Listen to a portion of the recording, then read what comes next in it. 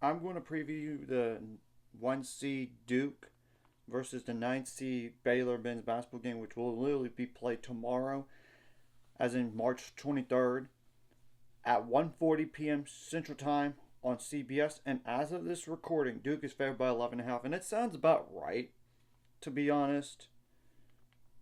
And of course, there's an interesting storyline that Jeremy Roach will play against his former school for the first time.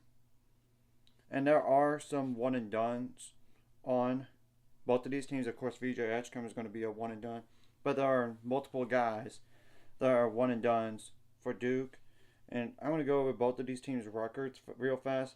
Duke is 32-3 on the year, 19-1 in the ACC. They won the regular season title in the ACC and the conference title. Granted, the ACC was not that great this year. Let's just call the way it is. Duke is the only ACC team left in the NCAA tournament on the men's side, while Baylor is 20-14 on the year, 10-10 in the Big 12. It's been a struggle for them, to say the least, given the injuries and the roster construction, especially the loss of Joshua Ojulwuna for the year. So they literally have no pressure going into this game, in my opinion. I will also make mention that Duke did not have Malik Brown last game, since he re-injured that shoulder in the ACC tournament. However, Cooper Flagg did come back. And that's the first player I'm going to mention for Duke. And I'll put the outlook on Duke men's basketball in the description below. And granted, I'm not going to go over every single player here. I'm not going to. And he's a one and done. Cooper Flagg is. There's no debate. Number 2, 6'9", 205-pound forward. That is a freshman. 18.7 points per game. 36.7% on threes on 120 attempts. And I know I listed it as a senior, but that was an accident. Just ignore that and just go with the freshman instead. Just to let y'all know. 83.1% on free throws. 83.1% on free throws on 183 attempts. 7.5 rebounds per game. 4.1 assists per game. 2.1 turnovers per game. 1.5 steals per game. 1.3 blocks per game. 1.9 fouls per game. This Concanuple, that's another one and done type. Just making that clear. Number 7, 6'7", 217-pound guard. That's a freshman. 14.1 points per game. 38.9% on threes on 193 attempts. 90.7% on free throws on 107 attempts. 4 rebounds per game. 2.7 assists per game. 1.3 turnovers per game. 1 steal per game. 2.1 fouls per game. Tyrese Proctor, number 5, 6'6", 183-pound guard. That's a junior. And he's not supposed to be leaving after this year. He's like projecting a second round. I wouldn't think he would leave unless he somehow moves his stock up to a first round pick. Just making that clear. 12.2 points per game. 39.7% on threes on 199 attempts. 69.1% on free throws on 68 attempts. 3.1 rebounds per game. 2.2 assists per game. 1 turnover per game. 0.8 steals per game, 1.9 fouls per game. There's Sion James, number 14, 6'6", 220-pound guard. That's a senior, so he's definitely going to be gone after this year. 8.5 points per game, 40.9% on threes on 66 attempts, 82.6% on free throws on 86 attempts, 4.1 rebounds per game, 3.1 assists per game, 1.2 turnovers per game, 0.9 steals per game, 2.1 fouls per game. There's Kalman Maliak, and he's a one and done type. Number 9, 7'2", 250-pound center. That's a freshman. 8.4 points per game, 4 for 16 on 3. So he has shot a few threes, but he's not known as that. 74.6% on free throws on 67 attempts, 6.8 rebounds per game, 0.7 turnovers per game, 1.2 blocks per game, 2 steals per game.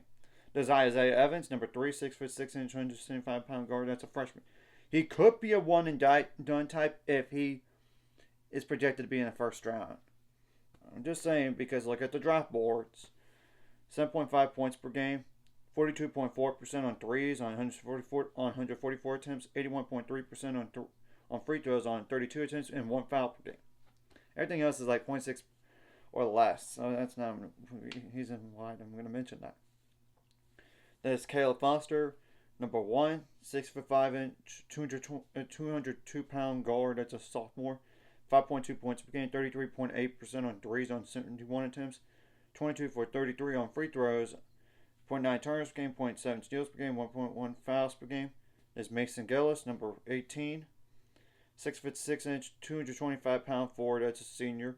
4.3 points per game, 32.6% on threes on 92 attempts, 82.6% on free throws on 23 attempts, 2.6 rebounds per game, 1.4 fouls per game. There's Patrick Nangba the second, number 21, 6'11", 250-pound center. That's a freshman. 3.8 points per game, 0 for 1 on threes, 68.2% on free throws on 22 attempts, 2.9 rebounds per game, 1.6 fouls per game. And the last player I'm really going to mention is Darren Harris, number 8, 6'6", 203-pound guard. That's a freshman. 2.2 points per game, 22.7% on threes on 22 attempts, 8 for 16 on free throws. That's really all the guys you need to know. And granted, they might play some other guys if it's a blowout. And I'm expecting 1 to 3 outcomes here. A close Baylor win, a blowout win for Duke, or a close win for Duke. I'm just making that clear. I'm not expecting a Baylor blowout by any means. And I'm going to say this across the board. Baylor, you have no pressure on you. Duke has all the pressure going into this game. They're expected to beat you. You got to have the hunting. You're the hunter. They're the hunted. You got to have that mentality. You got to out-hustle them and beat the tougher team. And yeah, I know Duke is a little bit taller than Mississippi State last game, but that's besides the point. It's not like Duke is super duper tall. It's more like at some other spots that are taller than Mississippi State last game. And obviously they got that 7'2" center, like I mentioned earlier. So that's going to be a challenge potentially. You got to make adjustments on the fly, not just from first half to second half, but during those halves as well, and especially in late game situations too. You got to execute those and make it as tough as possible. And this game will really be played essentially in their home building, really, just being honest, because it's in Raleigh, North Carolina, and Duke is not far from that, and it's in Lenovo Center. So this is practically a home crowd advantage. Just being clear, you got to try to take away the Duke fans out of this game, and while getting your fans involved. Now, defensively, you got to contain the shooters, contain the slashers. Of course, you do not want them to live at the free throw line. And another thing I got to mention across the board, you got to limit your foul trouble while getting them in foul trouble. Of course. And you don't want Duke to live at the free throw line either. You don't. You got to limit the rebound, offensive boards. You got to create a little bit of havoc, whether it's man-to-man or zone, or a little pressure and a full court wise. But you get the whole point.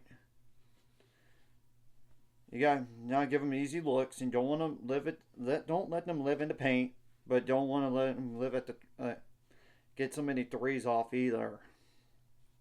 You got to limit the fast break points in this game, especially because that could be one of the differences in the game. And same thing for second chance points. And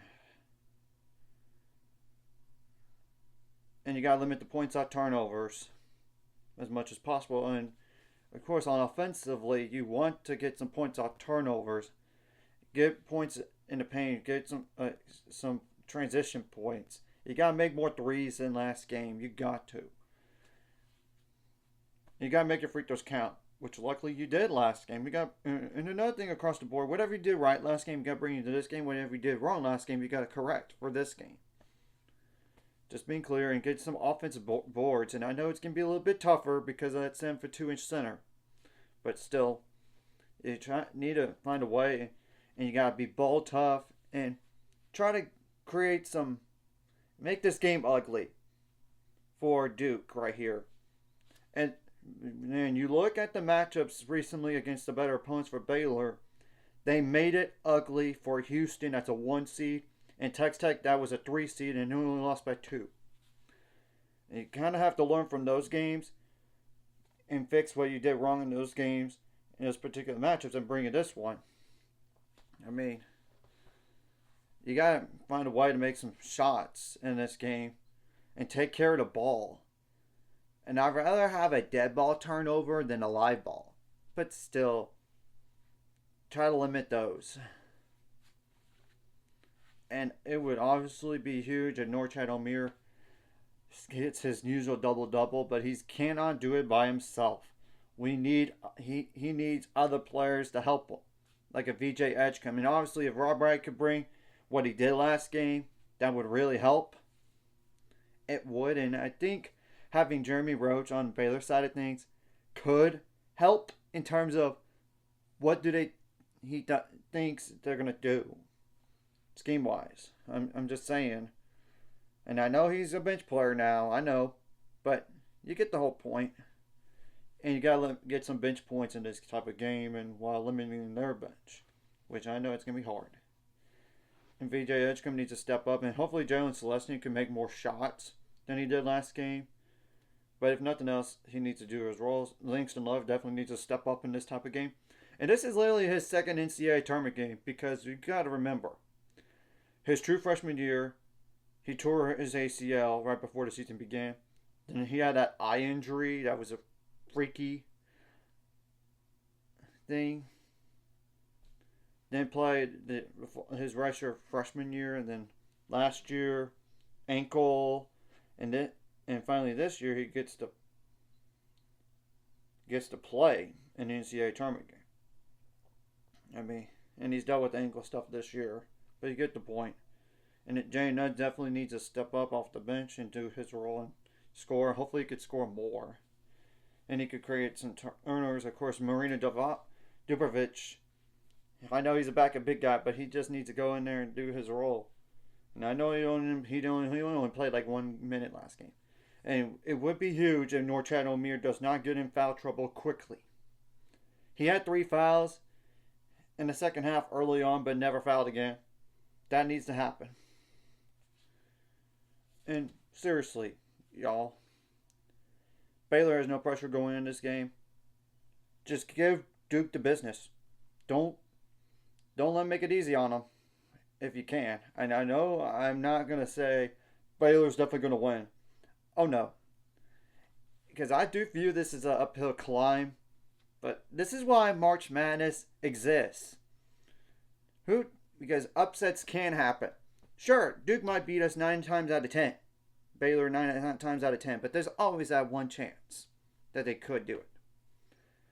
And obviously, you got to make sure you make more shots from 3. And you cannot start slow. And don't get down so big that it's hard to come back on them. I mean, and sure, you could climb back into it, but you cannot. You don't want to put yourself in that position. You got to protect leads better. Luckily, against Mississippi State, I know you were up by 10 and only won by 3, but still, you don't want to get down the wire like that. So, I don't want to go too much further into this game because I know it's an uphill battle, but this is why March Madness exists. And regardless what happens in this game for Baylor, they made it further than a lot of teams, especially from the ACC. And granted, and a lot of teams in general, but granted, I know the ACC is not that great this year outside of Duke. I'm just calling it the way it is because look how many NCAA tournament teams are left. You tell me. Just Duke. Seriously. And even then, North Carolina got in controversially. And the other 2 lost in the first round. And granted, North Carolina did lose right after the playing game. So anyways, if you like this content, hit the like and subscribe button. See you guys later on the road to 800 subscribers. Of course, ultimate goal is 1,000 or more. So more money to this. Of course, like video, comment video really helps YouTube algorithm so more people see it. Sharing the video does help as well, so more people could watch. And if you're watching and not subscribe, hit subscribe button, hit the notification bell as well.